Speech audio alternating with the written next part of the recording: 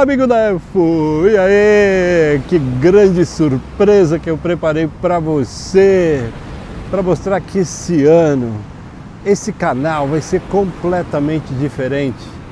Eu vou mostrar para você o lugar onde eu tô.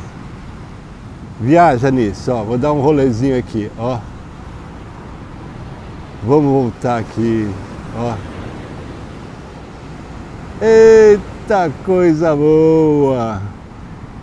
Essa cidade maravilhosa. É o seguinte, eu tô aqui na praia que é do lado da minha casa. Deixa eu até acertar um pouquinho aqui a mira. Opa, pra cá, eu tô... Aí, pronto. É o seguinte, eu resolvi mudar completamente a cara desse canal. A gente passou recentemente aí por um momento estranho, né? E aí eu falei, não. Aí eu apaguei todos os vídeos estranhos, que tem uma energia que não combina com aquilo que você sempre esperou. E aí o vídeo passado, há 5 dias atrás, vê só, este aqui eu vou publicar amanhã. Hoje é folga da minha mulher, então, é o meu fim de semana. Meu fim de semana é sexta e sábado. E aí eu pensei, falei, sábado e domingo eu dedico às mentorias, né, para não misturar aí com o canal. Para não misturar com o trabalho, melhor dizendo. E aí eu consegui organizar nessa pausa tudo aquilo que eu sempre sonhei fazer. Então, na verdade, tudo isso que aconteceu de ruim trouxe um resultado super bom. Por que eu vim para a praia? Primeiro porque o tema tem a ver com a praia. Você pode ver, né, que é uma homenagem a uma série que eu adorava, que eu era moleque, assim, e que era... Moleque não, mas, enfim, eu era bem mais jovem, né? E que no Brasil eu não lembro o nome, cara, assim, aqui é Marés Vivas. Depois eu vou pesquisar, vou colocar aqui embaixo para você. E aí eu falei, porra, cara, eu vou lá, até porque eu queria também passar para você algumas coisas novas que vão rolar no canal. É o seguinte, eu não vou deixar mais acumular o Bagnola Responde. Então, toda vez que na capa você encontrar esse símbolo aqui do Bagnorris, que é o que o Elinho, meu irmão, desenhou para mim, é sinal de que eu vou responder a algumas questões que vocês me fazem do vídeo anterior.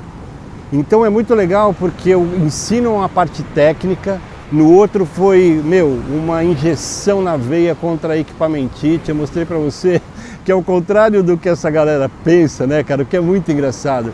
Eu vejo esses caras que estão aí no YouTube mais recentes, né, e que nunca puseram o pé na profissão, então acham que o fato de eu ser mais velho do que eles significa que eles são mais fortes do que eu tecnicamente, ou até como realização pessoal. Mas isso não acontece, porque os caras, há anos vivem sentados, né, nesses cenários e tal, como eu coloquei nessa abertura, sabe? Foi um texto que eu escrevi essa semana e que também mostra um pouco daquilo que eu penso a respeito dessa guerra, né, que acabou virando, enfim, você tem um canal que pense completamente fora da caixa como esse nosso canal. Esse canal já não é meu, é seu, não de outras freguesias. Aqui é só gente que é amigo da EFO. Então é o seguinte, a gente vai entrar no vídeo, já está prontinho, eu já deixei lá em casa.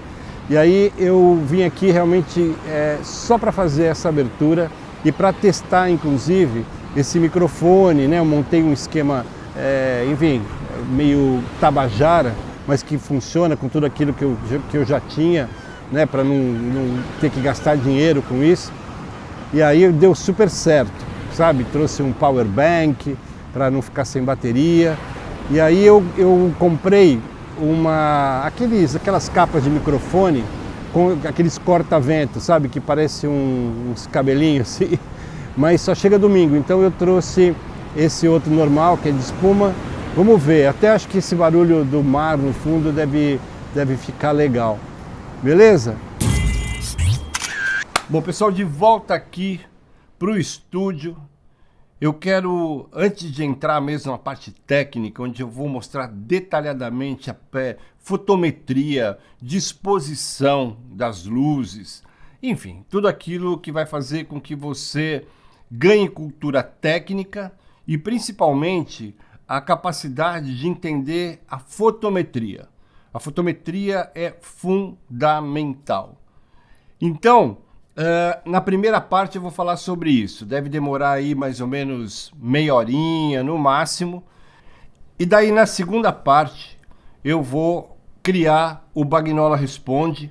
Hoje vão ser 3 respostas que são muito técnicas e que assim, são perguntas que vão, no meu modo de ver, ser de utilidade pública, que tem a ver com HSS, com dúvidas sobre como eu preencho, como eu faço a luz de preenchimento a partir de uma primeira medição das sombras ou da luz ambiente, enfim. Eu já falei várias vezes, mas como eu mostrei, né, alguns exemplos nesse vídeo anterior, que foi realmente, né, o antídoto contra a equipamentite. Então vamos deixar de conversinha e vamos entrar direto agora no vídeo. Vamos lá. And the Oscar goes to I'm Still Here, Brazil.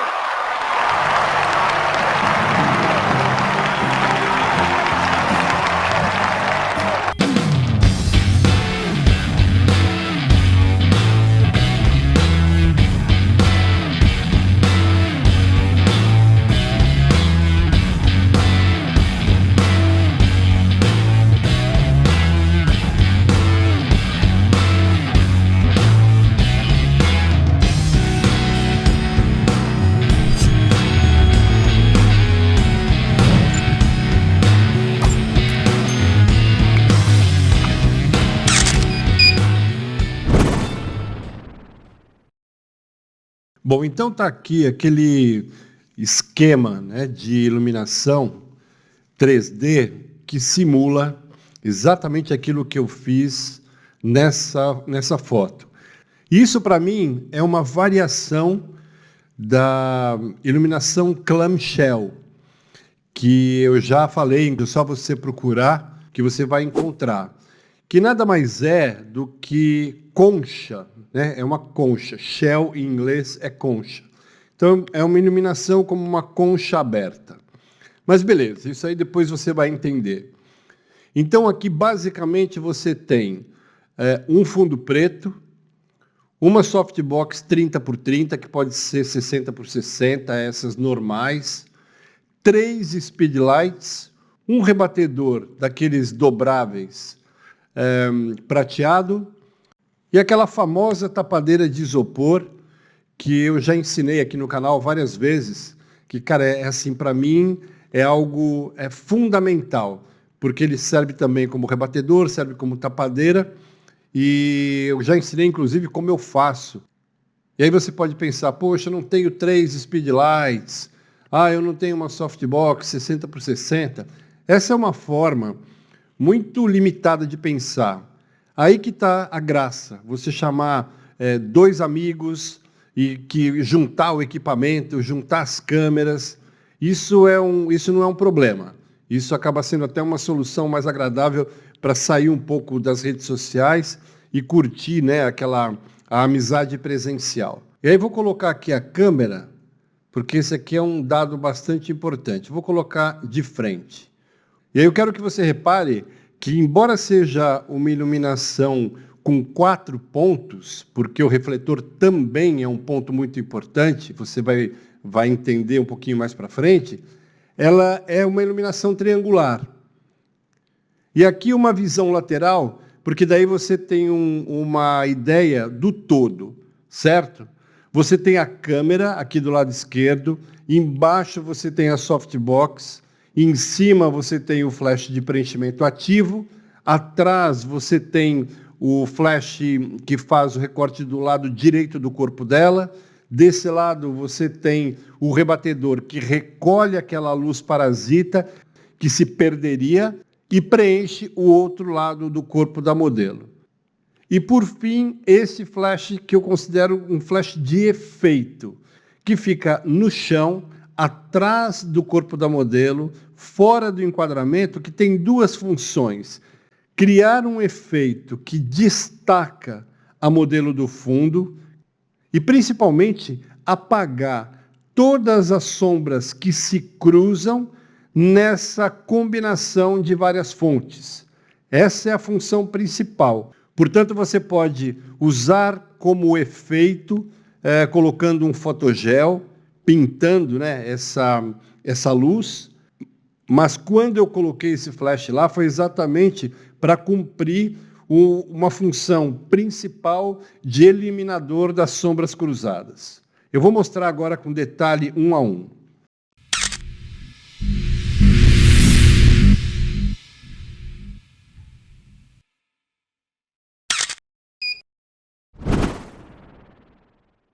Em fotografia, tudo se resume ao detalhe. E o detalhe de usar um fotômetro para você ajustar ali na coxa, se deu 8, no centro do corpo deu 8, no rosto deu 8, você não consegue fazer isso no TTL nem na chutometria. Percebe? A modelo que às vezes está de lingerie, ela quer que isso comece logo, porque daí pelo menos ela não fica exposta, certo? Beleza. E esse é o resultado final. Você nota que a fotometria, desde a área do joelho até o rosto, ela tem a mesma leitura. E aí que eu digo que o fotômetro faz toda a diferença. E para você entender melhor o resultado, a construção de cada fonte, o resultado que ela traz na iluminação final, eu vou ligar uma a uma, certo? Então, primeiro aqui a softbox. Ela ilumina a parte de baixo. Repara como ela joga uma sombra atrás, ok? Porque a luz vem de baixo para cima, beleza? Aí você tem aqui o primeiro speedlight, que é aquele que fecha essa concha de iluminação. E ele tem um difusor grande angular para que tenha a mesma qualidade de luz da softbox, que é uma luz difusa.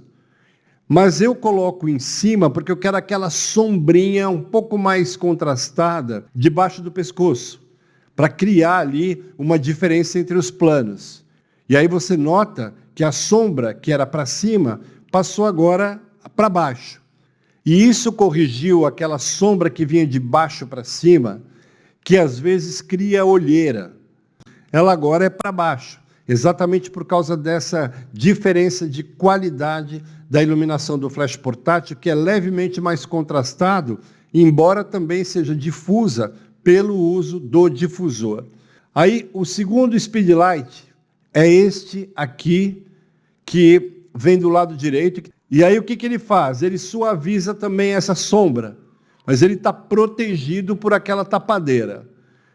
O outro speedlight é aquele que vai tirar completamente a sombra, olha lá, e dá esse efeito, sabe, que eu gosto bastante. Você pode, inclusive, colocar fotogel aqui.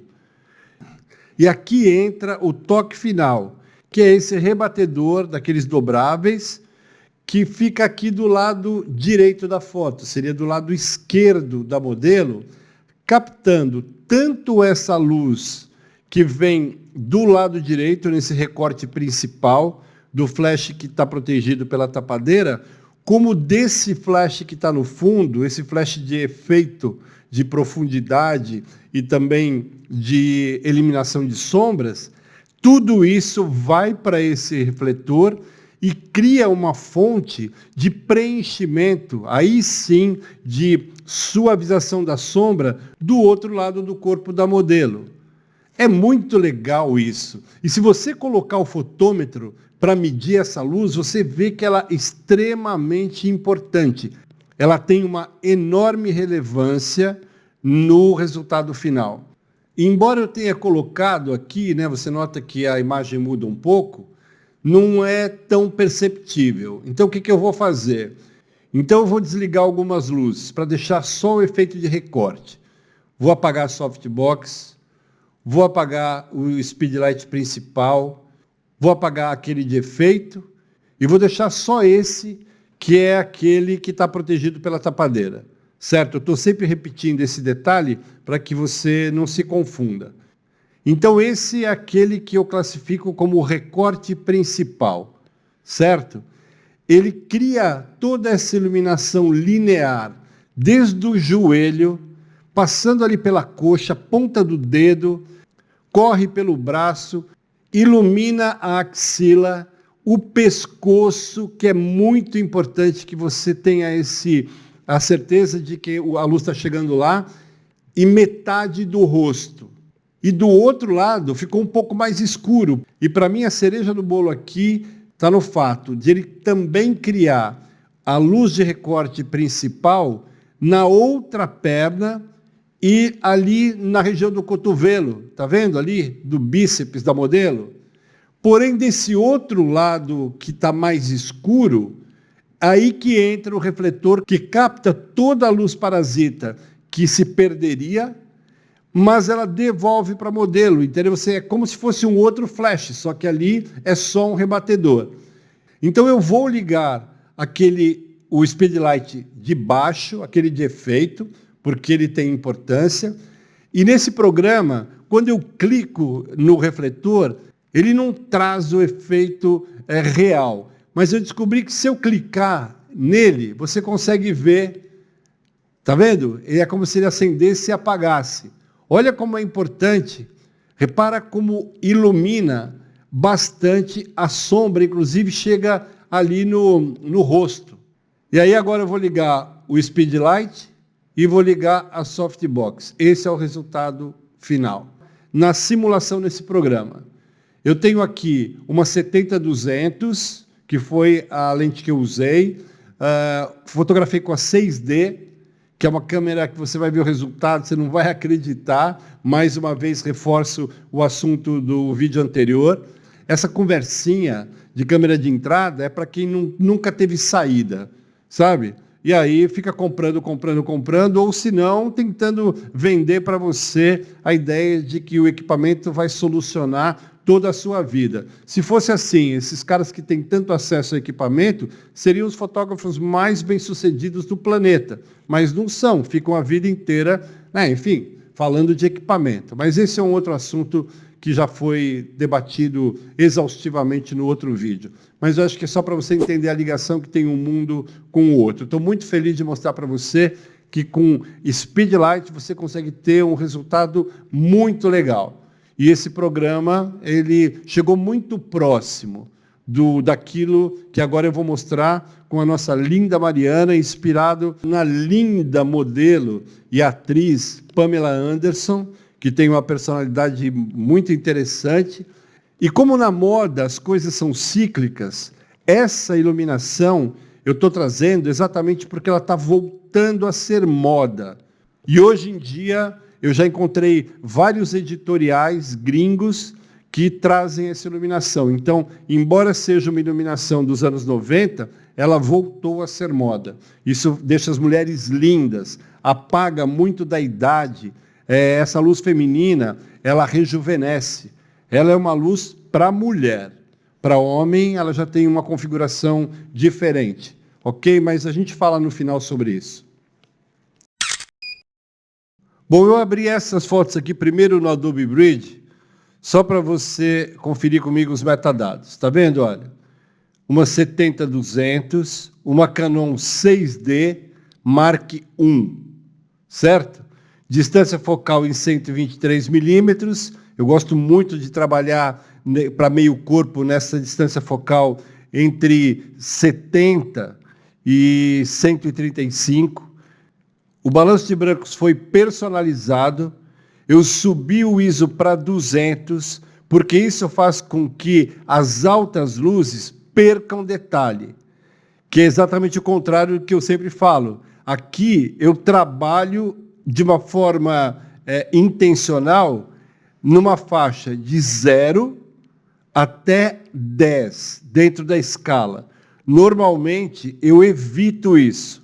Como é que a gente faz essa medição? É simples. Vou ali nas altas luzes, meço com o fotômetro.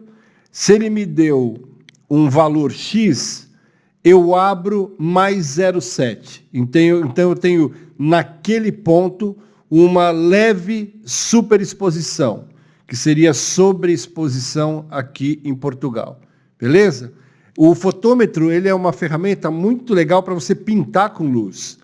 Então, não é necessariamente um valor que você tenha que respeitar sempre. Às vezes, o valor que ele te dá é um ponto de partida para que você consiga, aí sim, segundo a sua intenção criativa, colocar ali um toque. Porque eu queria mesmo que aqui, nesse fundo preto, houvesse tanta superexposição que o preto ficou branco. E é isso que eu ensino no meu livro Sistema de Zonas. Eu recomendo, se você quer entender isso, no final eu dou as dicas, certo? Então aqui eu tenho duas situações que eu vou abrir depois no Photoshop, mas aqui eu só queria mostrar para você os metadados. Beleza? Trabalhei com 125, a medição aqui matricial ou qualquer outra não importa. Aqui ela estava em matricial porque eu sempre deixo em matricial. Quando eu preciso de um outro tipo eu mudo, mas assim, de uma forma geral, é quase fixa para mim essa maneira de se medir em várias zonas quando eu vou principalmente para exterior, onde eu preciso do ambiente completamente bem exposto. Já ensinei isso aqui várias vezes, o X matricial e o X sobre 2 como preenchimento com flash, que é a tal da iluminação combinada, beleza? Vamos agora abrir, então, lá no Photoshop. Bom, então eu abri as duas fotos aqui, uma do lado da outra, com duas poses completamente diferentes. E aí, eu quero que você note uma coisa. Essa iluminação, ela tem uma característica que eu adoro. Dependendo da pose que a modelo faz, nesse caso a Mariana tem muita experiência, então eu falei para ela exatamente a posição e fiz a primeira foto, que é essa do lado esquerdo.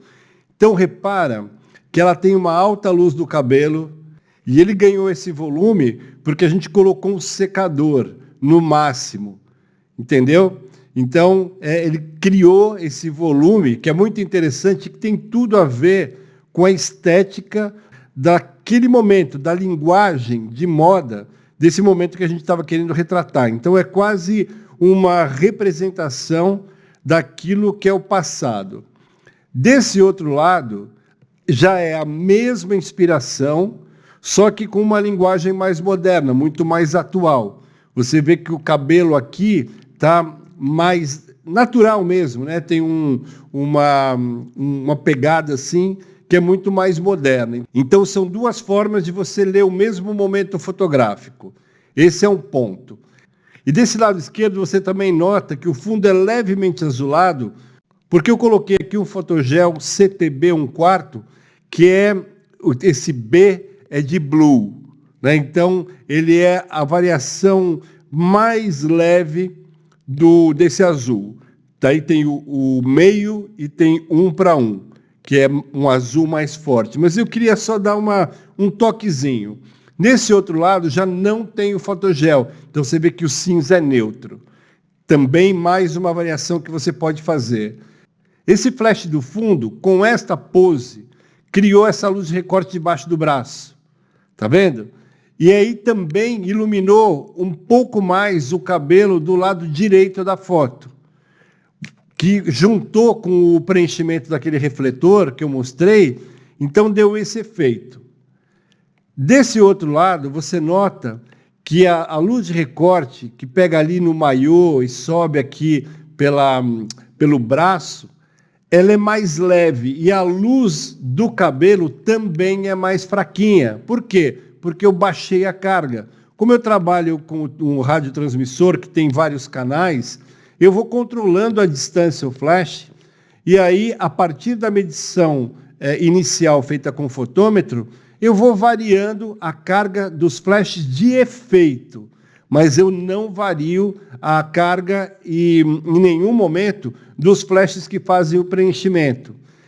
E uma dica muito importante, quando você tem fotos que envolvem o corpo, além dessa fotometria equilibrada, constante, desde a coxa até a testa, que eu já mostrei, né, como se faz, você mede com o fotômetro e depois preenche com esse flash, que nesse caso é aquele que fica mais alto, você também deve colocar os tons da pele entre a zona 4, 5 e 6. Eu vou ensinar isso para você porque é super importante. Essa configuração que eu aprendi nesses anos de profissão apontam para uma construção dentro dessas 3 zonas que dão um tom de pele maravilhoso. Você não tem alta luz sem controle. Mesmo na coxa, né, você nota ali que a zona de brilho central, porque ela passou um hidratante na pele, ela não tem nenhum brilho. Então, eu vou mostrar para você isso logo a seguir. Mas repara que são 2 luzes completamente diferentes em termos de impacto e que têm variações tanto de posicionamento como de carga nas luzes que fazem tanto o recorte como essa de efeito. Nas da frente você não mexe. E aí eu vou pegar essa foto aqui, que é a da capa, e vou abrir aqui a 100% para você ver. Olha o que a 6D... Deixa eu até diminuir um pouco, porque ficou até muito grande. Olha o que a 6D entrega. Olha a nitidez e o brilho aqui das unhas. Tá vendo? Você nota a softbox aqui, e deixa eu até vir aqui para o olho. Consegue ver claramente aqui no Catlight as 2 luzes? Deixa eu subir um pouco aqui. Espera aí, deixa eu aumentar aqui um pouquinho.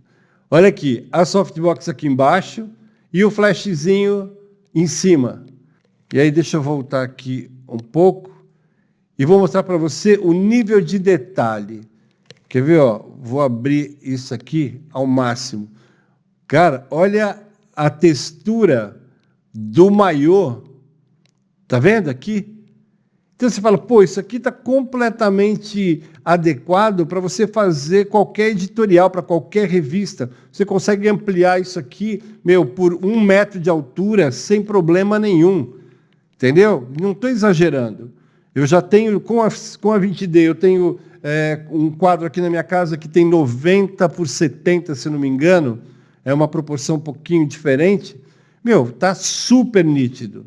Depende muito de você saber controlar isso. É muito nítido mesmo. Tá vendo? Olha. A pele, cara. A pele, você nota aqui, ó, até uma estriazinha que ela tem, as veias. Tá vendo? Olha. Essa luz de recorte bem fininha. É impressionante o que você consegue fazer. E, mais uma vez, não sei se o YouTube vai baixar a qualidade, vamos passar para outra foto, que eu também gosto bastante, que está numa linguagem mais moderna. Então, vem aqui. Olha lá. A iluminação aqui também, com essa clamshell lighting. Até foi legal que pegou aqui um pouco, até na mão, criou um recorte aqui. Eu gosto muito desse recorte sob controle, com uma carga um pouquinho menor, que já tem a ver mais com essa linguagem fotográfica mais atual. A outra, esse recorte mais agressivo, é uma coisa que é muito, principalmente das revistas Playboy, que eram lindas nos anos 80, 90, que não eram tão explícitas, que eram fotógrafos mais artistas. Olha que legal esse toquezinho aqui. E aí, mesma coisa, você vê que é uma outra linguagem. Deixa eu voltar aqui para você comparar. Espera aí. Ó, deixa eu voltar as 2, esta e esta. Essa aqui tem mais cara dos anos 90 e essa aqui um trabalho muito mais atual. Entendeu? É quase um trabalho de época e esse aqui é um trabalho que você entregaria hoje para uma agência e ela ia gostar, porque vende muito bem todo o potencial do corpo da modelo para fazer esse tipo de trabalho. Bom, e agora eu vou mostrar para você, na prática, o que é essa zona 4, 5 e 6 na construção dos tons de pele. Para quem faz retrato, dominar isso que eu estou falando, cara, faz aqueles retratos mesmo de galeria. Porque é aí que estão todos os detalhes. E a partir dos meios tons controlados, as zonas de sombra, se estiverem um contraste mais alto, criam aquela textura de pele que você só encontra nos retratos de grandes fotógrafos analógicos, que são aqueles tons densos, sabe? Aquela coisa que você vê que tem uma passagem de sombra, meio tom e alta luz, sem perder nenhuma parte da escala. Eu vou mostrar para vocês isso na prática. Vamos lá, olha. Vou pegar aqui o Silver FX Pro. Se você assistiu o vídeo passado, eu mostro exatamente isso nesse programa. A câmera enxerga em tons de cinza. Se você consegue incluir um controle adicional na elaboração dessa escala, a tua foto colorida vai trazer todos os detalhes. Você não vai perder absolutamente nenhuma zona. Então, eu vou começar da zona 0 até a zona 10. Então, vamos lá. Vamos passar para a zona 0. Zona 0 só tenho nesse canto inferior direito. Tá vendo? Aqui, olha, onde pisca esse amarelo. Zona 1. Olha que legal. Esse pedacinho de zona 0, quando eu passo para a zona 1, a continuidade é imediata. Você vê que ele ficou ali vazado, né? Ó. Tá vendo? Então, zona 0 com zona 1, todo essa vinheta que eu construí, ela vai estar ali, impecavelmente registrada. Zona 2, ó, onde acaba a zona 1, passa para a zona 2. Então, eu posso, inclusive, juntar as três. Ó, 1, 2, 3. Repara, está tudo aqui e na pele dela não tem absolutamente nada. Reparou como eu consigo separar esses tons? Isso é muito importante, entendeu? Parece que não, mas esse controle é o que faz a diferença. Em foto de gastronomia, em foto de produto, em foto de moda, essa é a base. É como um escritor que, se não souber ler, não vai saber escrever. Percebe? Para mim, fotógrafo que não leva isso em conta, nunca vai chegar a um patamar mais alto, exatamente porque o mercado formal, ele exige esse tipo de controle. Beleza, então agora eu vou desligar essas zonas, ok? Vou desligar tudo. E aí eu vou aqui passar para a zona 4. Repara que aqui a pele já tem, nessas zonas laterais, que são as zonas de sombra, já tem ali uma zebra, né? Mostrando ali. Aí, olha, zona 5, ela passou da lateral para central. Mas onde tem alta luz, tem ali um vazado, que é a zona 6. Olha aqui, ó. Eu vou pegar aqui zona 4, zona 5 e zona 6. Você vê que cobriu toda a pele. Tá vendo? E aí você passa depois. Deixa eu desligar aqui. Aí eu tenho aqui zona 7, zona 8, zona 9 e zona 10, que é esta área aqui, que eu falei que é a zona de alta luz. E aqui eu mostro para você como é importante o conhecimento analógico que eu trago, porque facilita muito a minha venda mesmo. Quando eu abro isso na hora para o cliente e mostro que ele tem textura, que a pele que a maquiadora fez está ali, impecavelmente registrado, que o brilho que ela colocou não está estourado, cara, eu fidelizo o cliente, é simples assim, entendeu? É só por isso que eu consigo me manter vivo e feliz nessa profissão há tanto tempo. E se você acreditar em mim e levar isso em consideração, a sua fotografia vai subir de nível, como um foguete. Vai por mim.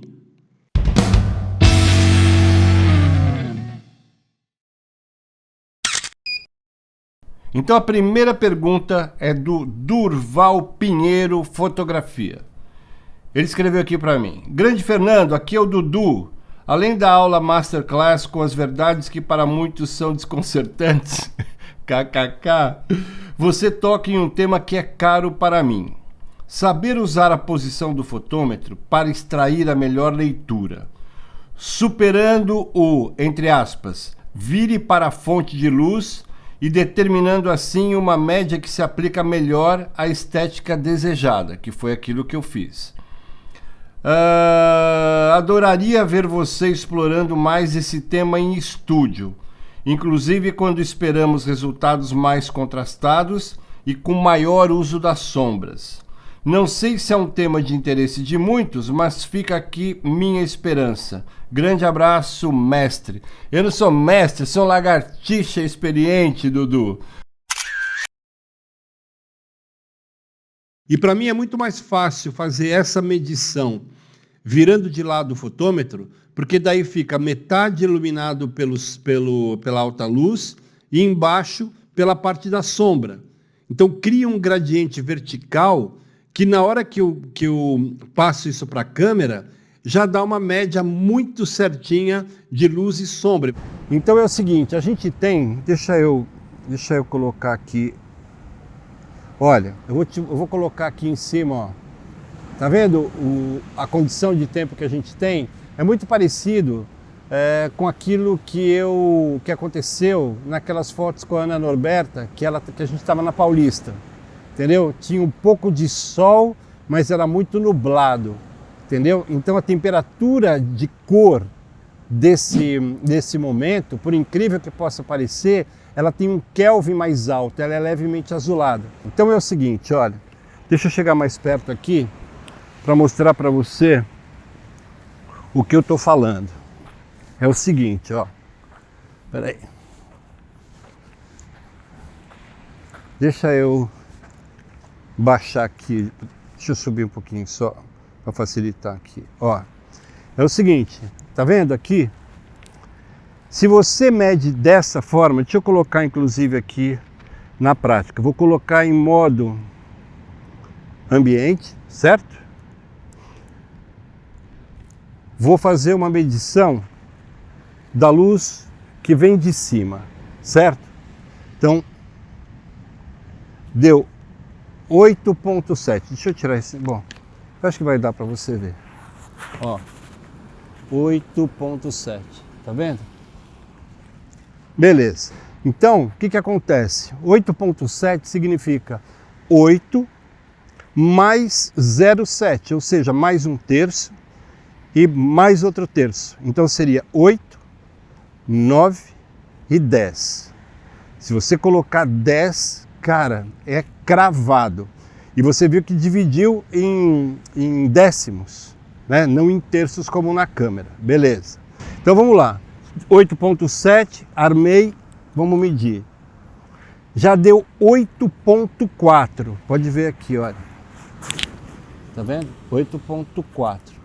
Aí você fala assim, 8.4, pô, Bagnola, só para você está fazendo estudo por causa de um terço? Exatamente, um terço em fotografia pode significar você perder detalhe na zona 10.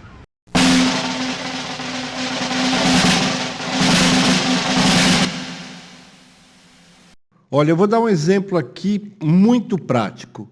Quando você trabalha com anéis de prata, eles não podem ter um tom mais escuro nas sombras, porque perde o aspecto de prata. Isso, para quem faz fotografia de joalheria, sabe como é importante. Por exemplo, em ouro, se você deixa 0,33 mais escuro, fica parecendo que aquele ouro tem mais cobre. Então, para quem está aí na Lagartixolândia, esse tipo de coisa, né, que tem vídeo que os caras falam, porque esses caras endeusam o fotômetro, eu endeuso o cliente, entendeu? E a cultura. Então, eu vou mostrar para vocês exatamente qual é a diferença. Isso aqui foi para Bluebird, é só você pesquisar para você ver o tamanho dessa empresa. E está no limite aqui em cima, nessa divisão entre o branco e o começo ali do anel. O que acontece? Se eu colocar menos 0,33, que foi esse exemplo que eu dei da pizza aí atrás, enfim, se você não considerar isso, você vai ver a diferença. Então, olha, eu vou colocar aqui menos 33. Repara como a sombra acaba sendo mais presente do que o brilho da prata. Tá vendo? E aí eu vou colocar aqui, inclusive, os alertas de alta luz. E aí você repara que ao redor eu tenho esse controle total da zona 10. Não tem detalhe nenhum, se o cliente quiser colocar um texto. E o brilho, você só vê aqueles pontinhos lá em cima, que é onde tem a zona 10, onde é necessário ter pelo menos algum tipo de brilho. E a prata perde aquele tom, aquele brilho que é característico da prata. E vocês, com um erro de 0,33, que foi aquilo que eu mostrei, 8,07 e 8,04, quando eu meço para fazer joalheria, eu faço dessa maneira com o fotômetro de lado. E aqui está a prova que 0,33 é mesmo muito importante. Até, usando a lógica, se não fosse importante, não seria dividido dessa forma.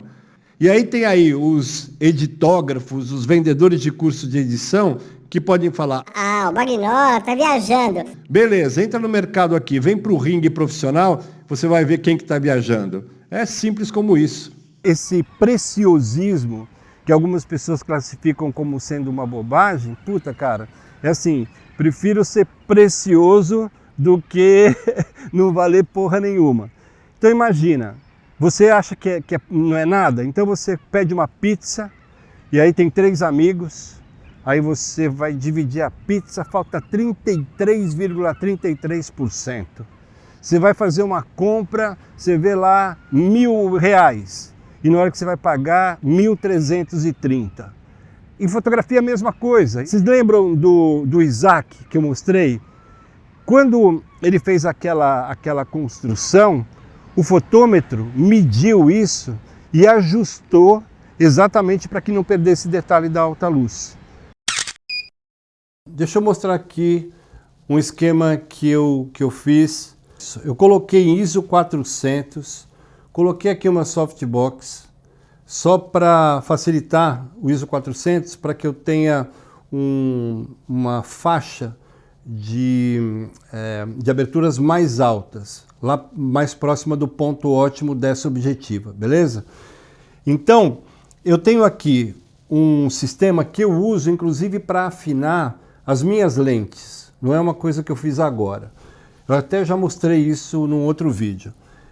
Isto aqui representa uma zona escura. Por exemplo, sei lá, uma calçada que nem dessa foto que eu fiz, que eu queria os detalhes da calçada, assim como eu queria os detalhes da sombra ali na área mais escura dos prédios. Eu cheguei a falar isso no vídeo, inclusive.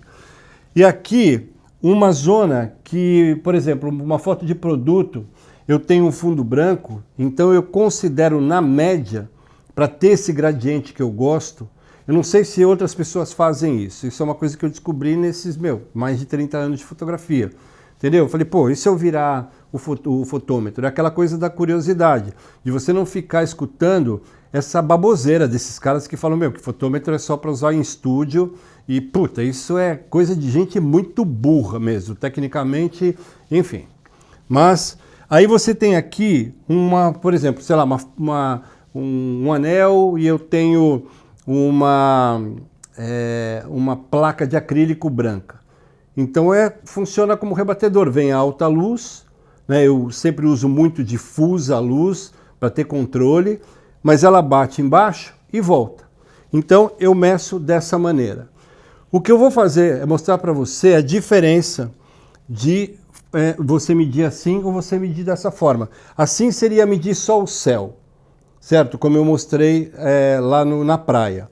E assim, dessa forma, eu meço o céu. Lá no caso desta praia, como de pedras redondinhas, assim, nem dói o pé, sabe? É uma praia feita de pedras, pelo menos na faixa mais afastada, depois vira areia. Então, a luz que vem de cima, ela não retorna como uma zona preta e nem como uma zona branca, porque ela está na escala de cinza, ela está lá no meio. Então, ela devolve algo como se fosse um meio tom. Entendeu? Então o que eu estou mostrando é que você pode, com essa variação de posição, você pode ter uma média já na primeira medição.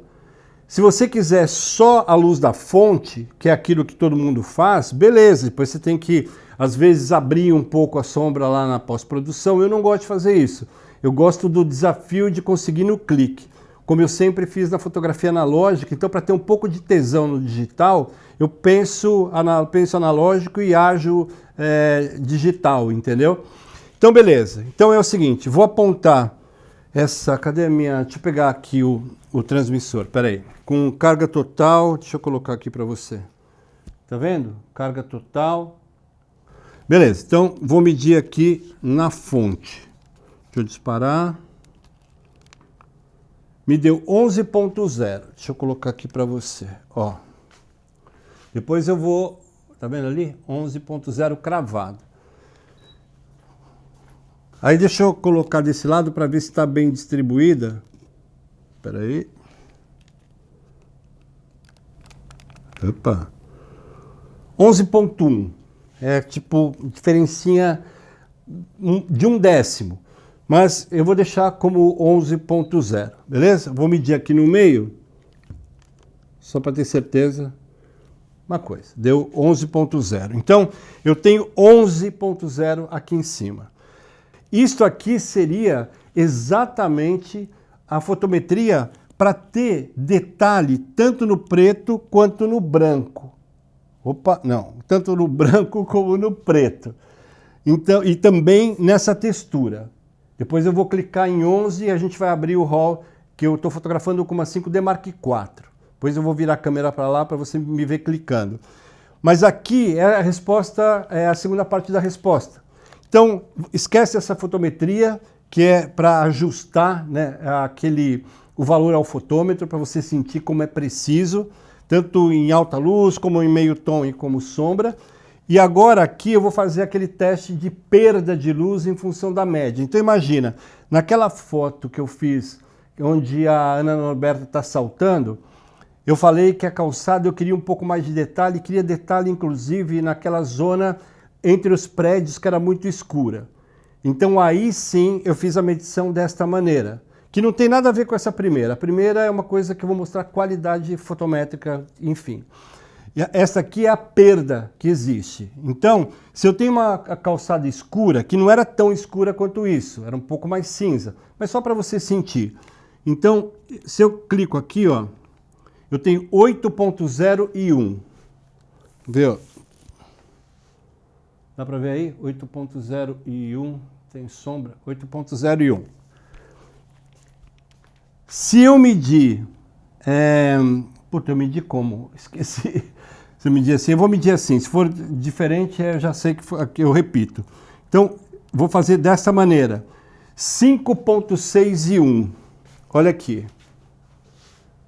5.6 e 1. Tá vendo? Então, significa que quando eu uso essa segunda, eu tenho uma alta luz um pouco mais forte, ou seja, eu tenho exatamente o efeito que você vai ver, eu vou abrir a foto aqui, onde o céu ganha luminância e ao mesmo tempo eu tenho um retorno dos detalhes nas zonas mais escuras. Então imagina que tivesse ali um modelo que é preto com um terno preto também. Entendeu? Eu traria um pouco mais de detalhe na própria roupa, senão podia ser mais fechado se eu fizesse essa medição do céu, que é aquela que eu fiz aqui frontalmente. E aqui eu vou mostrar para você que é o contrário. No caso de fotografia de joias, como eu uso essa aqui, essa medição lateral, entendeu? Porque eu uso em cima muito difuso, embaixo ela retorna, então eu prefiro usar dessa maneira. Já falei, isso aqui é uma coisa que eu inventei para mim, entendeu? Então não me vem, né, com essas coisas, essas bobagens, sabe? Essas coisas, essas discussões, esses grupinhos fechados, assim, porque os caras não entendem patavina. Então vamos lá, patavina é bom, que fala meu pai. Então, vou medir de novo, aqui nem precisa, né, que deu 8.1. Então vou medir dessa maneira, ó. Já deu 8.01, olha. Que é exatamente o retorno, a perda, né, que você teria é zero. Ou seja, eu consigo manter o controle das altas luzes e principalmente o preenchimento de baixo para cima. No caso de fotografia de pessoas, se é uma luz feminina, eu uso lateralmente porque eu tenho aí umas sombras mais suaves, que é o contrário da iluminação masculina, onde as sombras são mais densas. Então, assim, não existe uma fórmula, existem formas, e as formas você consegue, com a curiosidade e com os testes, eu sugiro, Durval, que você faça isso e comece a reparar, principalmente se você faz moda, nos detalhes do preto, que continuam preto, mas eles sobem para uma zona mais longe do RGB 000. Fica mais ali entre a zona 1, 1,5, digamos. Então você não perde a densidade do preto, o contraste, né, daqui dos tons, mas ao mesmo tempo traz um pouco de detalhe. Se tiver um bolso, alguma coisa, aquilo não fica fechado. Beleza? Eu vou virar a câmera agora para lá, deixa eu colocar aqui, e você vai me ver clicando. Eu vou clicar em 11, certo? Deixa eu virar aqui a câmera antes de clicar, para você ver. Então, deixa eu virar aqui. Beleza. 5D Mark IV. Puta câmera maravilhosa. E aí, vou colocar aqui, já está ISO 400, deixa eu colocar aqui 11.0. É isso aí, 11.0. Depois você vai ver lá nos metadados. Então, beleza? Vou fazer aqui um clique. Ó, vou até formatar o cartão antes, beleza? Formatar cartão para não ter chabu. Ok, já formatei. Vai ver que só tem essa foto. Ó, 11, certo? Tá feito aqui, vou abrir só esse RAW e a gente mata esse assunto. Bom, então tá aqui, eu abri aqui no Adobe Bridge e aí você vê que é direto do cartão, tá vendo aqui, ó, este computador, EOS Digital, DSIM, sem nada, não mexi em porra nenhuma. Só aqui a gente já nota que o RAW tem uma diferença para melhor muito grande em relação ao JPEG, né? Porque o tom do fundo é exatamente esse, é um cinza levemente azulado. E este aqui é um JPEG, mas eu vou abrir os dois lá no Camera Raw para você ver, certo? Mas antes, eu quero que você confira comigo, ó, 11, tá vendo? Balanço de brancos personalizado, eu sempre fixo em 5.200 Kelvin, que, é o daylight do filme, e mesmo no menu das câmeras, se você for ver, é 5.200. Só que eu não deixo em daylight, eu deixo fixo em Kelvin, para não ter chabu. Depois aqui uma 70-300, 4556 DO, que é uma lente maravilhosa, cara, É tipo muito, muito foda essa lente. Então, e essa é uma 100-300, meio com 2 tipos de estabilização. Puta, é maravilhosa. Super compacta. E aí, com a 5D Mark IV, fica um conjunto tipo Fórmula 1. Aí vem aqui, ó, 5D Mark IV, tá vendo? E eu fiz hoje, às 14h29. Pode ver que são 14h38. Beleza? Faz 10 minutos que eu descarreguei essa foto. Então, vamos que vamos. Vou abrir as duas lá no Camera Raw. E a gente vai fazer uma análise do que eu chamo da fotometria, que já sai, cara, já sai pronto.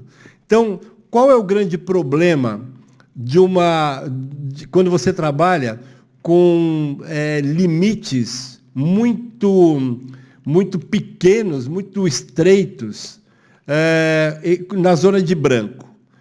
E aqui você nota como é crítico o gradiente e como faz uma enorme diferença. Isso aqui deve ter, assim, tipo 20 centímetros. Em 20 centímetros, você nota a diferença dessa alta luz aqui, que está com detalhe. Pode ver, ó, estou passando o mouse aqui e está lá 242, 246, 247. Nem chegou no 255. Outra coisa, olha essa textura do isopor. Então você nota como ela registra perfeitamente essa passagem. Tá vendo? Isto aqui é aquilo que eu falei que o Isaac fez, que em gastronomia faz toda a diferença. Aí vamos passar para o meio tom. Esse aqui é o meio tom do RAW. E aqui você vê o preto. Deixa eu diminuir aqui porque eu aumentei demais. Esse preto que você vê é exatamente o preto dessa tinta, porque ele é um grafite, ele não é preto.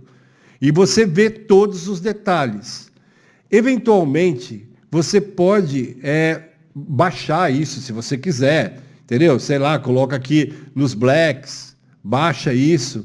Mas, na verdade, eu não faço isso porque eu quero exatamente a cor que estava lá. É exatamente isso. Tanto que o branco, você vê que o branco está branquinho, está impecável.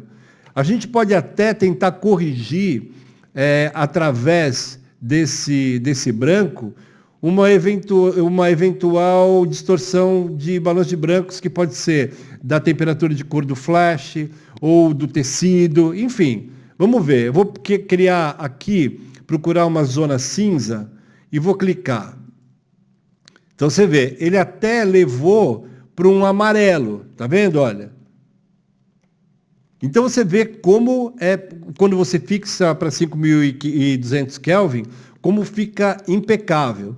E outra coisa, olha o detalhe nas sombras. Então, isto aqui é o fotômetro em funcionamento. Como é que você vai fazer isso aqui em TTL? Beleza? Ok, quem quiser então que me mostre. E aqui embaixo eu tenho a cartolina e o branco.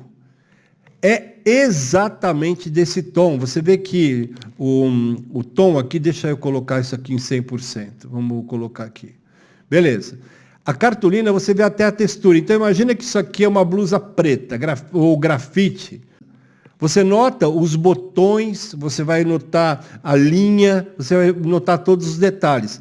E aí, se você vê aqui em cima, olha, no RGB, você vê que não tem nada escapando da zona de sombra e nada escapando da zona de alta luz.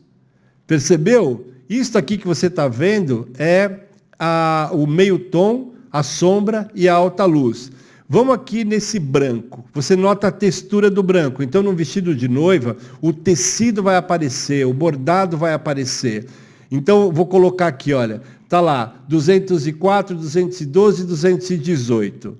Nunca vai chegar no 255.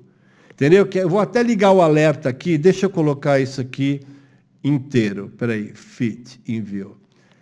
Eu vou ligar aqui o alerta de alta luz e de sombra, para você ver. Eu vou pegar e vou aumentar a exposição. Olha a tolerância disso aqui. Para você ter perda, que seria esse primeiro, esse primeiro ponto aqui de alerta, tá vendo? Ó? Você tem uma diferença aqui gigantesca. Agora, vou voltar aqui para o zero. Olha o branco, a linha divisória, que é aquilo que eu falei do trabalho que eu fiz para o Day Atman, que tinha a linha divisória, o gradiente no prato, se fosse um punhado de arroz em cima do prato, você veria a sombra entre cada grão. Agora, quem quiser isso, entendeu? Compra a ideia. Quem não quiser, fica na chutometria. Beleza? Então, deixa eu ver aqui o JPEG, a diferença. Olha, vamos ver aqui. Você nota que no zero, tá vendo? Já começou a perder detalhes. Você nota aqui, olha, tá vendo? Olha, eu vou até deixar no mesmo grau aqui, 404. Deixa eu deixar aqui um número fixo para ficar mais fácil. Aí, vou colocar o RAW, ó. Não tem, a única coisa que tem aqui é este ponto. Eu estou aumentando 1.350%. E aí você acha que fotografar em RAW e JPEG é a mesma coisa? Puta, quem fala isso, cara, é muito, nem vou adjetivar, é muito. E aí, pim. Puta que pariu. Como é que pode? Você compra uma câmera que tem um puta RAW gigantesco e você quer convencer as pessoas a fotografar em JPEG, porque JPEG é melhor. Puta, cara, sei lá. Beleza? Dudu, abraço, meu irmão. Obrigado aí mais uma vez pela tua presença aqui. É desse tipo de gente que a EFO precisa. Falou? Abraço, irmão. Bom carnaval aí. Depois a gente tem o meu amigo Bem Corrido, que ele fala assim: Fernando, como você fez para sincronizar o flash na foto da moça correndo? Geralmente, para corrida de rua, eu uso 1/400 para congelar o movimento. O grande problema é que quando preciso usar um flash para levantar as sombras, ele precisa usar o HSS, pois só conheço uma câmera que sincroniza nesta velocidade, Sony A1, que é extremamente cara. Acima de 1/200, o fotômetro não lê o flash corretamente, além do fato de ele ficar manco. Beleza. Então, Bem Corrido, deixa eu explicar para você primeiro uma coisa importante. Na minha vida toda, como eu mostrei no vídeo anterior, essas tecnologias, elas nunca foram a minha arma principal. Ou seja, chegou aqui o HSS. Sabe por quê? Porque antes da invenção do HSS, e ainda no filme, cara, existiam, porque eu acho que já não existem mais tantos, né, vivos, infelizmente, mas fotógrafos que faziam cobertura de Fórmula 1, entendeu? Que, corrida, maratona, e não tinha HSS. Então, o HSS, para mim, ele tem um enorme problema. Primeiro é aquilo que você apontou. Efetivamente, assim, várias pessoas que eu conheço falam isso. A velocidade de sincronismo, com garantia absoluta, mesmo com uma câmera que sincronize a 1/250, como a 20D ou como uma série de outras aí, a 6D sincroniza a 1/180.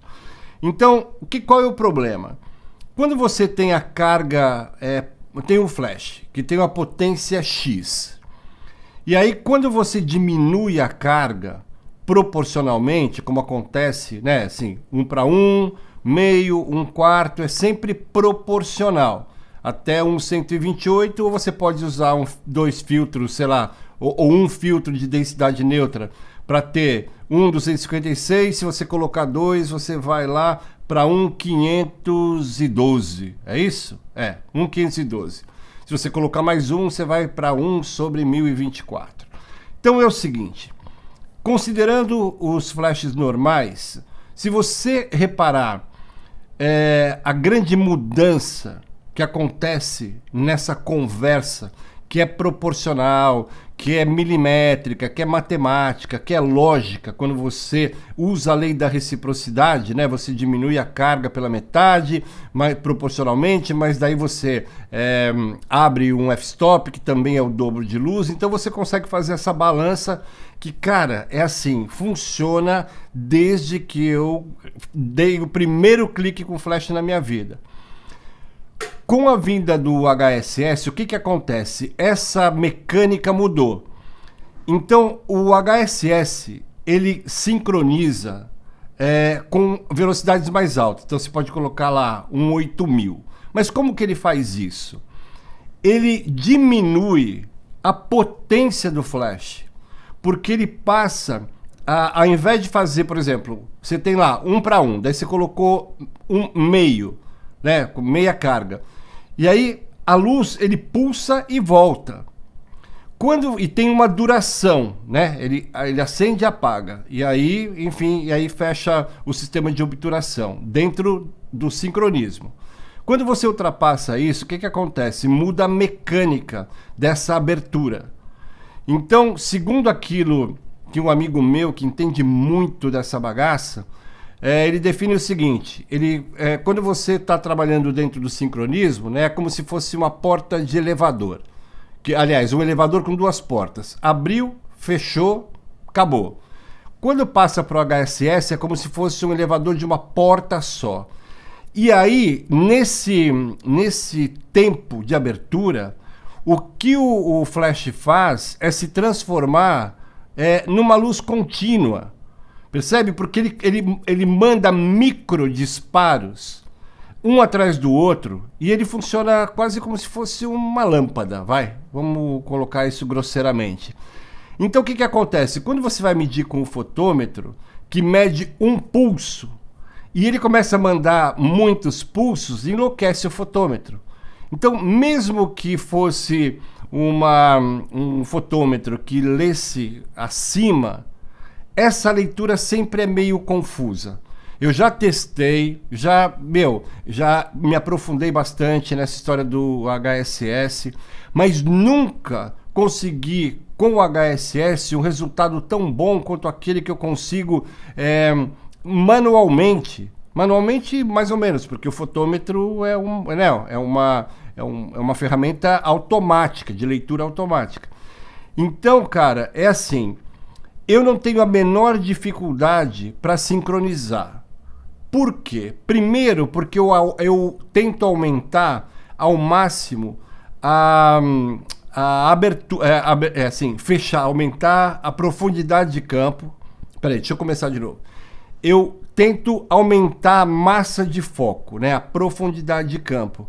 Principalmente porque quando você tem foto de esporte, de corridas, e nessa foto que você se refere, eu tenho foco até lá no fundo. Eu vou colocar aqui a foto para você lembrar. E aí o que acontece? Eu uso aberturas, distâncias focais mais baixas, mais angulares. Como eu estou usando em grande angular, eu tenho uma massa de foco, uma profundidade de campo relativa maior do que se eu estiver usando uma tele em 200, que desfocaria mais o fundo com a mesma abertura. Eu estou usando a lente do kit. Estou usando ali em 18mm, se não me engano. Então, eu incorporei o ambiente, usei o centro da lente, que é a zona que tem menos distorção angular, né? Normalmente essa distorção está mais para os cantos. A distorção vai mais para o fundo. Eu uso essa distorção para pegar aquela zona lateral onde tem a sombra. O que acontece? Todo o ambiente é o meu X. Então você vê que a sombra que está aqui embaixo do pé dela se mantém, que é a luz que vem de cima. É a que predomina. A luz mais forte é aquela que gera sombra, correto? E o meu flash de preenchimento, ele é simplesmente um preenchimento frontal que destaca o primeiro plano, mas ele se funde. Eu deitei, nesse caso, eu não tinha como seguir com a mesma fotometria. Então eu fiquei deitado. Como eu consigo fazer a iluminação fracionada, fiz isso. Então, nesse caso, eu tirei o flash da câmera, coloquei em frente um tripézinho aqui do lado com o rádio, enfim, e ela veio correndo. Então eu comecei a disparar e assim, enquanto ela estava mais longe, ela ficou mais escura. Mas quando ela entra numa faixa de exposição correta, eu tenho pelo menos 3 ou 4, 5 frames que, cara, estão ali, meu, assim, perfeito. Depois, quando ela chega muito perto do flash, obviamente fica sobreexposta, super exposta. No caso da 20D, ela faz 4 frames, 5 frames por segundo. Então, o que eu fiz? Eu marquei no chão o momento em que ela ia entrar numa faixa operacional, com luz legal, e desci o dedo. Então, fiz, sei lá, 5 frames com a luz correta, o sexto ela já estava muito próximo do flash, e daí já não aproveitava, até porque eu também tinha cortado o pé, essas coisas, porque ela vem em direção à câmera, entendeu? Então eu não consigo manter essa distância que manteria o enquadramento. Porque você vê muita gente aí que fica com esse blá blá blá, cara, de desfoque. Ai, porque olha o desfoque desta lente, como é lindo. Ah, lente 1.2. Aí você investe pensando no desfoque. E quando você é um profissional e que é chamado para fazer uma combinação, ao contrário, você tem que ter um foco controlado. E aí, primeira coisa que se pensa, eu vou fechar o diafragma porque é a melhor opção. Quanto mais você fecha, mais profundidade de campo você tem. Beleza. Só que quando você faz isso, você também leva a qualidade da tua imagem para um patamar muito perigoso, porque as aberturas mais fechadas é onde você tem maior índice de refração.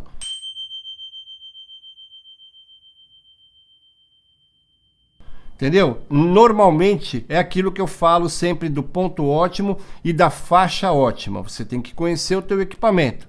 Então, quando você usa, por exemplo, sei lá, eu consigo fazer focagem infinita desde o primeiro plano até o último plano. Eu vou ver se eu pego uma foto de arquitetura aqui para mostrar para você logo a seguir. Olha, eu peguei esse trabalho aqui, que, cara, foi um dos maiores que eu já fiz para uma empresa espanhola. Ainda está em PSD, certo? E você vê aqui, 13 de diafragma, tá vendo aqui? 15 segundos de exposição. Dá uma olhada, enfim, a condição de luz, porque eu tinha que partir de todo o conceito de iluminação, das peças de iluminação. Deixa eu abrir aqui. Que, alguns itens são premiados, enfim. Então era uma coisa muito arriscada.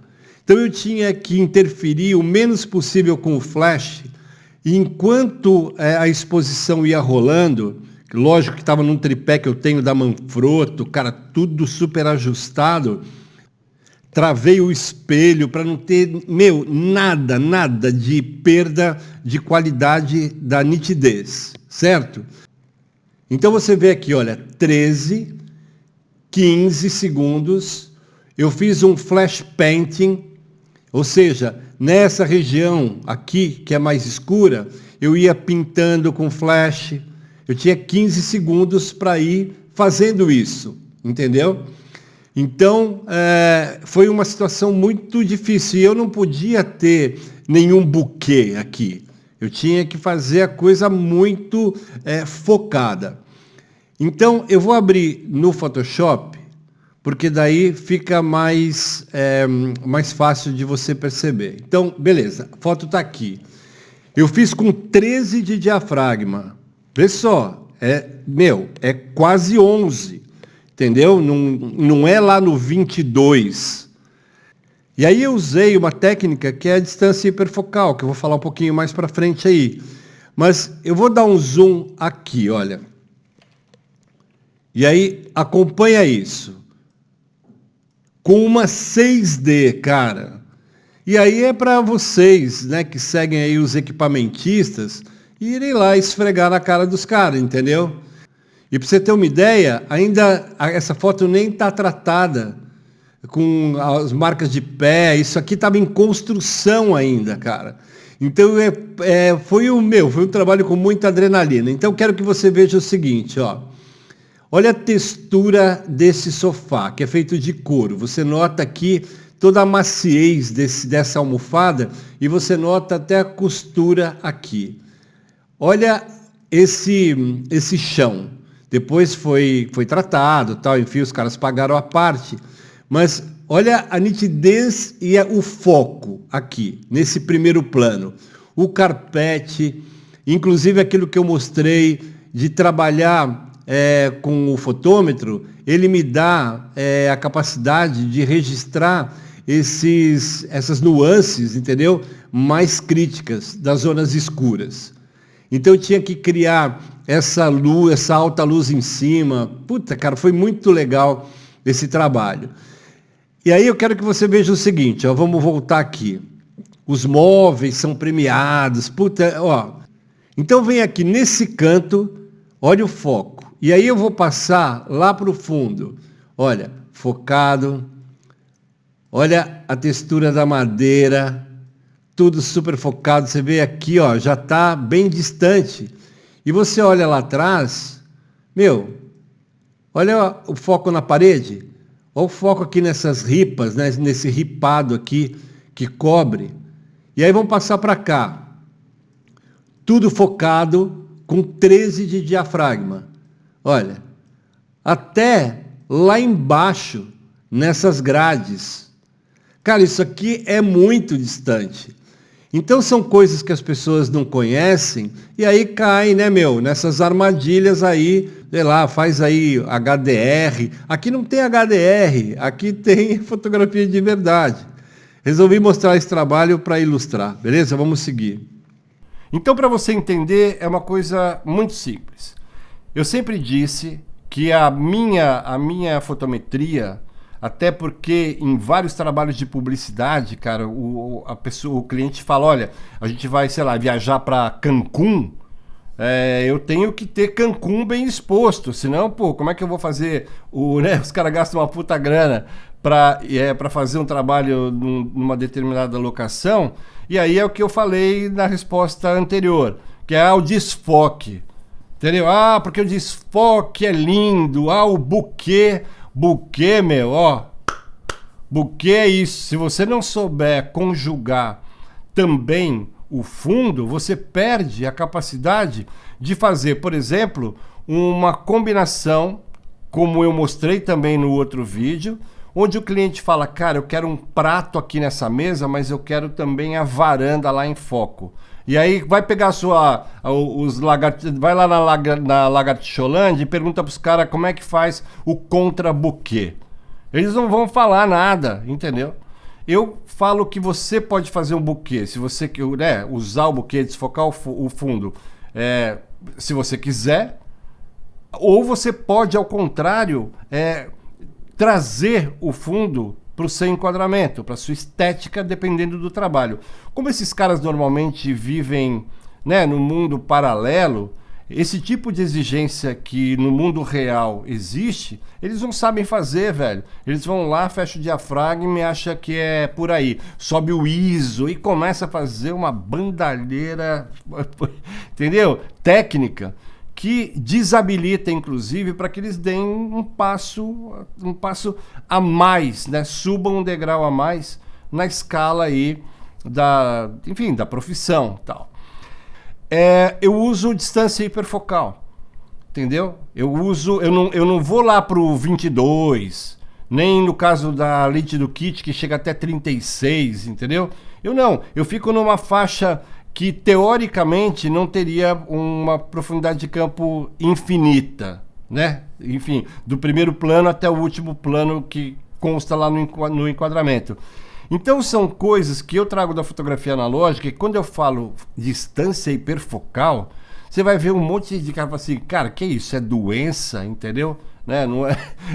para eles puta que pariu. Para eles é distância hiperfecal, porque é uma bosta, entendeu? Para eles, não serve para nada.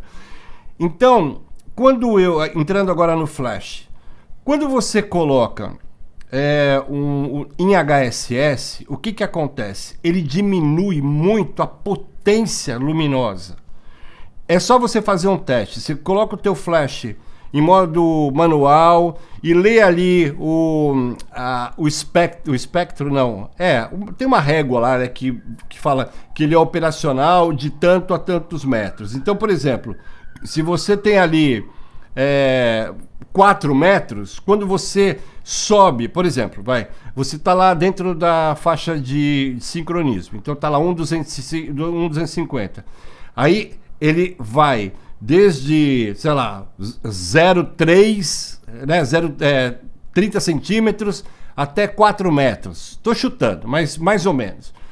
E aí, quando você passa para HSS, você tem que subir a velocidade, você vai ver que essa faixa operacional, na medida em que você sobe, cara, vai encurtando pra caramba, que mostra que a perda de potência. Então, resumindo, é o seguinte, eu faço uma série de combinações analógicas do ponto de vista cerebral e aplico isso usando a tecnologia, entendeu? E a tecnologia que eu uso, ela é a base. Eu não dependo da tecnologia para conseguir o meu resultado. E, cara, assim, eu já fiz foto de Fórmula 1, no livro que eu mostrei, pessoas correndo, já fiz preenchimento no primeiro plano com flash, com um carro saindo do box, que está numa velocidade muito maior do que maratona, ou entrando no box, então precisava, sabe, de um preenchimento, enfim, que fosse harmonioso, né, do ponto de vista da ligação com a luz natural e com o flash, para não ficar aquela flashada. E o HSS normalmente dá esse aspecto ele de flashada mesmo, porque quando você sobe a velocidade, a luz ambiente é que sofre. Aí você tem que compensar, você tem que abrir para ter o mesmo nível de céu, por exemplo. Eu prefiro usar um filtro polarizador, um filtro de densidade neutra para ter esse céu denso e aumentar um pouquinho a carga, porque quando eu aumento a carga, eu aumento inclusive essa faixa de atuação. Entendeu? Então, assim, respondendo a sua pergunta, eu nunca tive nenhum problema, nunca. Eu tenho 35 anos de fotografia, cara, e eu, modéstia à parte, essa coisa da luz externa com flash, puta, é uma coisa que eu faço desde sempre. A iluminação combinada é uma coisa que eu coloco aqui, sistematicamente. Então, bem corrido, eu não sei se eu ajudei ou atrapalhei, mas eu acho que se você pensar analogicamente e se a dúvida permanecer, insiste aí que eu vou abordando, porque isso que você falou realmente é muito, isso que você perguntou, aliás, é muito importante. Ainda mais você que é um cara, velho, que está sempre por aqui, você mora aqui no peito. Beleza? Bem corrido, abraço, obrigado aí para você, cara. Tudo de bom. E agora a gente tem aqui, para finalizar, o Guilherme Amaral 2430. Ele diz o seguinte: parabéns pelo vídeo, amigo. Obrigado, meu. Uma dúvida, no tempo 1:03:24, você diz, na timeline, 1 hora, 3 minutos e 24 segundos, você disse que fez a medição com o fotômetro na sombra e inseriu essa medição na câmera. E aí utilizou o flash para iluminar a modelo, certo? Minha dúvida é a seguinte: quando você inseriu o flash, a medição da luz não foi alterada em relação à medição anterior na sombra. Desde já agradeço a atenção, amigo. Abraços. Outro abraço. Guilherme, é o seguinte, é muito fácil de você entender. Eu sempre digo que a minha luz de preenchimento, e disse inclusive nesse vídeo, que ela não projeta sombras, né? Que ela, se você olha, a luz, ela tem a metade da potência luminosa, da luminância, né? Do que a medição do ambiente. Porque se fosse o contrário, você teria sombras, teria aquela luz chapadona. Como eu uso o filtro, o difusor grande angular, que, cara, é assim, o meu melhor amigo, que distribui a luz de uma forma muito suave, criando assim um feather, né? Que é enfim, uma suavização, e jogando isso para o ambiente como um todo e não fazendo uma coisa pontual. Então, a minha luz de preenchimento, ela tem uma diferença de 1 ponto. Ela é mais fraca, 1 ponto, em relação à medição da luz ambiente. Então, ela não vai nunca se sobrepor à luz ambiente, porque ela é mais fraca, ela é x sobre 2, o ambiente é o x. O que acontece? Essa luz, ela encaixa naquela fotometria da sombra, iluminando um pouquinho mais. Então, assim, só para dar um exemplo hipotético, porque eu não lembro, obviamente, qual foi a fotometria, né? Eu não guardo isso, fotômetro eu meço e já mando pau. Então, vamos supor que eu tenha ali uma fotometria que me deu 8 na sombra. Vou lá, meço, eu coloco isso na minha câmera. Então, quando eu clicar, aquela zona de sombra, vai estar perfeitamente exposta, como se eu tivesse zerado o fotômetro numa medição matricial. Só que eu prefiro ir lá medir na sombra, que é muito mais preciso. E aí passo essa leitura para a câmera. O meu flash de preenchimento, ele vai ter uma diferença de 1 ponto, 1 stop, em relação a essa primeira leitura que seria o X. Então, eu tenho já, né, pela prática inclusive, uma distância que eu criei em pés, em passos, aliás, que eu não sei se são 80 centímetros, 1 metro, 1,20 m, não importa. É uma unidade. Então, se eu estou a 3 passos e mantenho essa distância, então na medida em que a modelo vem vindo, eu também vou, ou se ela volta, eu também volto, essa fotometria não se altera. Então, esse flash que eu tenho frontal, ele vai iluminar a roupa, mas ele nunca vai se sobrepor à luz ambiente, porque ele é mais fraco. Então, exemplo, pego o fotômetro, vou lá na sombra e meço. Me deu 8. Se eu vou lá e coloco o meu flash em 5.6, o que acontece? Ele vai, com o difusor grande angular, inclusive, que é delay. Eu posso até passar super bonder, entendeu? Porque eu só uso o meu flash com difusor grande angular. Porque ele prepara todo o enquadramento, já que eu estou trabalhando em 18 e o meu difusor grande angular joga para 20 milímetros de distância focal, a luz, ao invés de ser focada na modelo, ela se espalha e, inclusive, traz um pouquinho mais de detalhe para a sombra. Percebe? Então, há sim uma leve diferença. Se eu pegasse a foto sem o flash e com o flash, você ia ver que tem um pouquinho mais de luz na sombra, exatamente porque eu aproveito essa luz lateral que o difusor proporciona para fundir com essa sombra e trazer um pouco mais de detalhe. Então, aquilo que parece uma coisa difícil e assim, improvável, é exatamente o que eu faço. Eu uso essa luz parasita, que seria jogada fora, através do flash, do difusor grande angular do flash. Entendeu?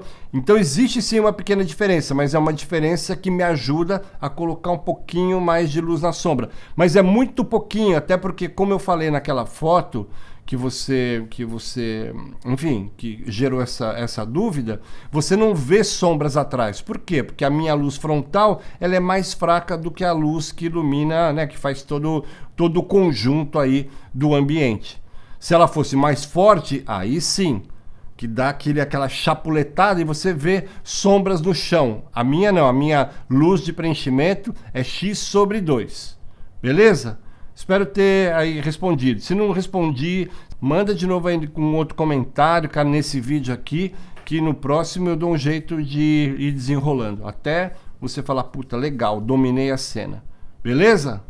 Eu tô super feliz de conseguir mesmo criar um modelo de vídeo que mais dinâmico, entendeu? Que faça você curtir um pouco a luz daqui, conhecer um pouco da Europa, conhecer um pouco da minha vida. Também, enfim, esse 2025 está sendo para mim um ano muito legal, porque quero dar esse novo formato essa nova estética para o canal. E também com o projeto Fine Art, como eu falei, porra, tá indo super bem, cara, tô muito feliz. E até teve alguém que pediu, sabe, que eu falasse mais sobre Fine Art como negócio. Então fica tranquilo, para você que gosta de Fine Art, eu vou fazer aí um vídeo bem legal, falar sobre o assunto. Beleza? Então vamos lá pro encerramento, não precisa chorar, tá bom? Vamos lá. Deixa eu aproveitar aqui e fazer a despedida desse vídeo. É o seguinte, se você tiver interesse em fazer uma mentoria comigo, entre em contato. Vai ser sempre uma coisa ajustada para aquilo que você sempre sonhou. Não é curso de fotografia, entendeu? É uma mentoria de negócios para fazer daquilo que você sonha, fazer um plano e para que isso, traga o mesmo resultado que trouxe para mim. Então eu conheço o caminho, beleza?